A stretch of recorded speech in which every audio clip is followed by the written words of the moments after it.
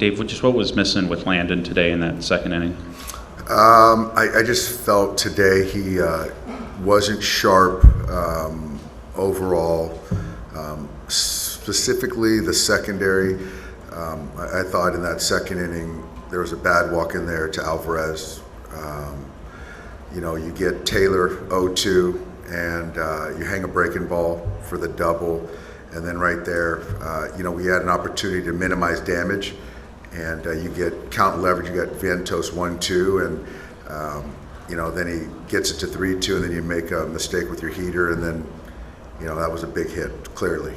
Was the plan to always go to him earlier? Yeah, in today's game? It was the plan to go to him and take down the most outs today. When that inning starts kind of going off the rails a little bit, do you consider going to one of the higher leverage guys at that point, or just with how things were set up today, were you trying to save them a little bit till later in the game? Yeah, I really wasn't. I think in that situation, you still got to be able to finish the game, and you're talking about the second inning right there.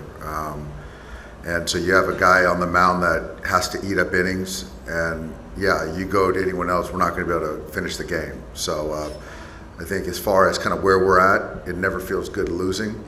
But to feel that you've got your leverage guys ready to go for the next 3 games, I feel really good about that. So it was as least costly as it could be because of what Honeywell did, Banda, Henriquez did.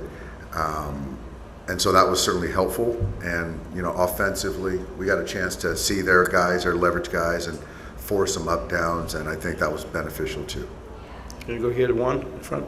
Dave, kind of just curious, that game against the Padres, you guys kind of went high leverage guy after high leverage guy and kind of saved Knack there for the end. What was different about maybe this matchup or this particular game that the guys decided to go with Knack? I think today what was different is we don't have Vesia.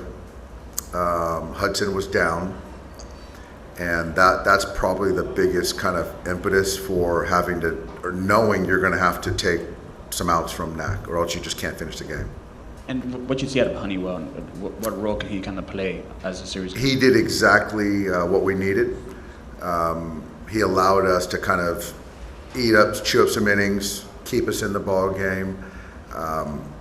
He's just kind of a guy that we just trust, and so to be able to get left and right out, those are innings that a guy like that gives us, that gives the best chance to win the following ensuing game. So it's not lost on anyone in that clubhouse what Honey did for us, and Henriquez as well.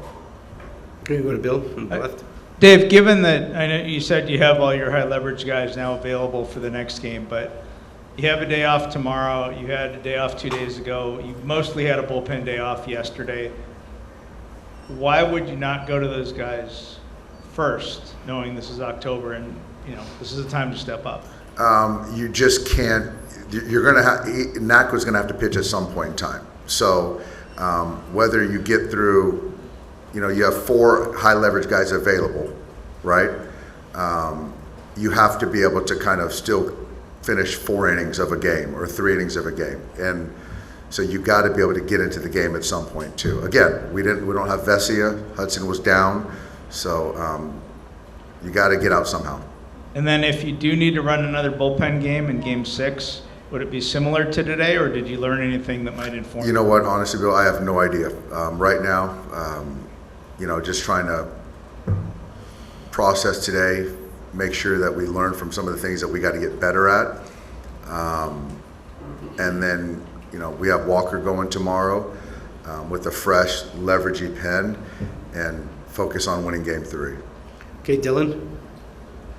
Dave, what did you see from Ohtani tonight or today? I thought he didn't look comfortable versus Manaea. The heater's away. You can see he was just kind of trying to keep the ball away from Shohei.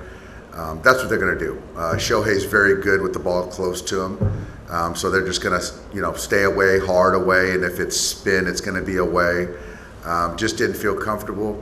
And then after that, I thought the righties that came in, they weren't about to give in too many. At least he took his walks. Given the fact, right, he's, I think, 0 for 19 now with the bases empty, right, getting guys on base, they have to challenge him a little bit more. Any thought into moving him down the order? Not really. You know what? I think that, as far as on the offensive side, I think we've been pretty good offensively. I think the guys at the bottom have been doing a nice job of getting on base. And as far as moving them down, I just don't want to be too reactive. I don't really see the benefit. We got to just make sure that our guys are just still swinging the bat well. And quite frankly, I want Shohei to get 5 at-bats a game. So I think he's our best here, and I want him up there 5 times. Far left, JP. Hey, Dave. Is Gavin Lux okay? Was he healthy enough to play? Did the situation just not present itself? He was not healthy enough to start, to run, to play defense. I had him ready for that DS spot in the 8th. I felt it was leverage enough for him to hit. Once they scored the extra run in the top half of the 9th, I just felt that I'm not gonna risk putting Gavin in a little bit more harm's way. And so I felt Pages was the best option in that moment. Ken. Dave, the bullpen game worked so well, game 4 of the DS. Does today demonstrate to you the difficulty of what you're trying to accomplish, the low margin for error? It absolutely does. It all is great when it works well and guys are throwing up zeros, but you're still facing really good ball clubs, and there is a margin that you have to guard against and kind of really appreciate the cost of the next games, and not forgetting that this isn't a winner-take-all game. It's not a 3-game series, so those are things that I have to be mindful of. Leverage, plus, minus. But yeah, I think that, you're right, Kenny, is, when you're on the margins and you lose a couple guys and guys aren't available, you got to figure out how to get out somehow. Okay, we're going to take one more here. We'll go back to Jack in the front row. Was Hudson just down because of rest, or no? He just had some things that he couldn't pitch today. Anything concerning moving forward, or? I don't think so. He should be, with 2 days, he should be ready to go for game 3.